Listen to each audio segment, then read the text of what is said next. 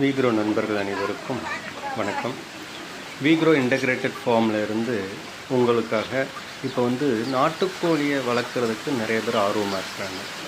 ஆனால் எப்படி வளர்க்குறது, அது கொஞ்சம் வளர்க்குறப்பயே பார்த்திங்கன்னா அதை மெயின்டைன் பண்ண முடியல, அது இறந்து போயிடுது, என்ன பண்ணுறது அப்படின்னு நிறைய பேர் கேட்டிருந்தாங்க. அந்த நண்பர்களுக்காக இந்த பதிவு நான் மெயினாக போடுறேன். ஃபஸ்ட் ஆஃப் ஆல் பார்த்திங்கன்னா நாட்டுக்கோழி வளர்ப்பில் முக்கியமான விஷயம் நம்ம தேர்ந்தெடுக்கிற இடம் மற்றும் அதை நம்ம பராமரிக்கிற மெத்தட் ரெண்டுமே ரொம்ப ரொம்ப முக்கியம்.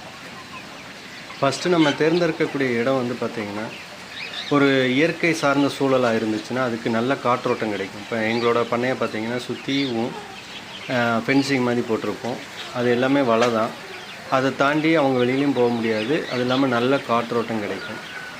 அது இல்லாமல் பார்த்திங்கன்னா இயற்கையான சூழலில் வளர்கிறப்ப அவங்களுக்கு பார்த்திங்கன்னா நோய் எதிர்ப்பு தன்மை தன்னாலேயே கிடைக்கும். அதையும்